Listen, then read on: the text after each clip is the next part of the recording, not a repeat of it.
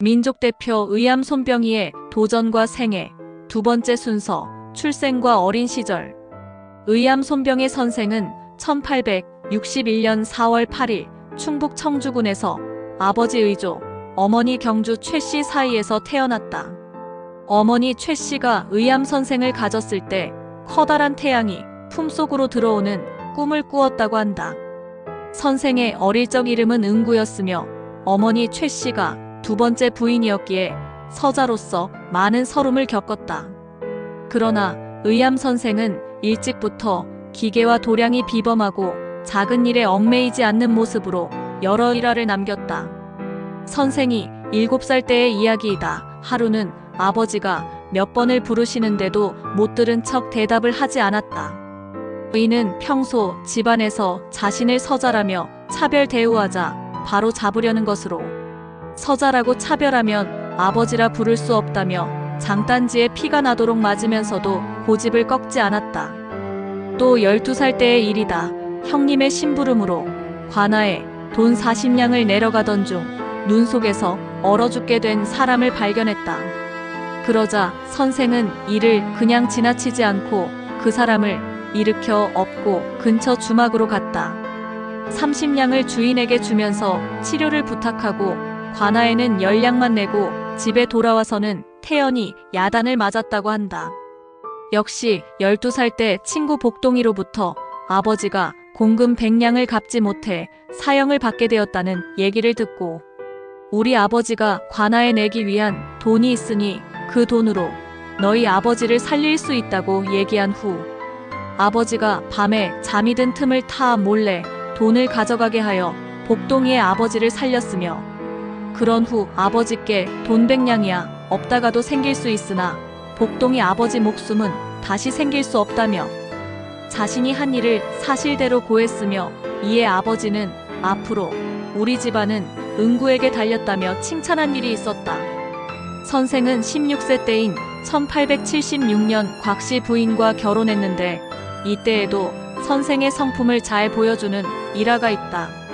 장인들 분이 의암 선생의 모습을 보고 신랑감으로는 만족해했으나 서자라는 이유로 승낙을 않고 가버리자 결혼까지 서자라는 이유로 차별받아선 안 되겠다 여겨 지름길로 달려가 장인들 분의 앞을 막고서는 그냥 가실 거면 선본 값을 내놓을 것을 당차게 요구하여 장인들 분의 마음을 움직임으로써 결혼을 성사시킨 것이다.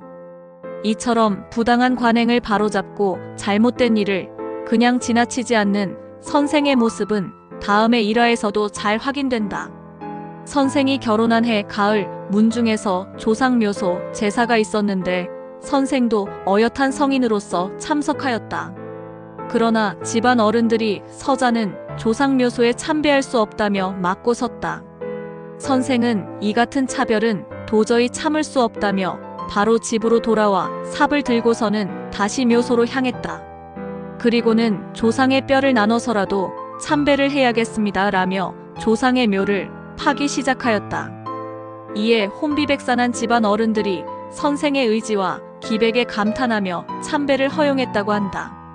의암 선생께서 17살 되던 해 어느 봄날 충북 괴산군 삼거리에서 지위 높은 관리 일행을 만난 일이 있었다. 그런데 그 관리가 탄 말꼬리에 역졸 한 명이 피투성이가 된 채 끌려가고 있었다. 이를 본 선생은 앞을 막고 사람을 이렇게 대하는 법이 어디 있소 당장 풀어주시오 라고 하였다.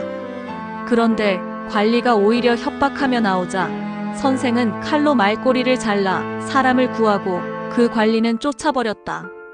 또 선생이 20살 때 일이다. 충북 음성군의 한 동네 앞을 지나는데 사람들이 모여 웅성거리고 있었다. 다가가서 보니 전염병으로 한 집안 사람이 모두 죽어 4~5일이 지났는데도 송장이 그대로 있었다. 이에 의암 선생은 산 사람이 송장을 무서워하면 되겠느냐며 직접 나서 일일이 매장해 주었다. 선생이 21살 때의 일이다. 청주의 유명한 초정 약수터를 갔는데 사람들이 물은 마시지도 못한 채 기다리고만 있었다. 약수터에는 몇몇 양반이 자리를 잡은 채 물을 마시며 웃고 떠드느라 좀처럼 비껴주지 않고 있었다.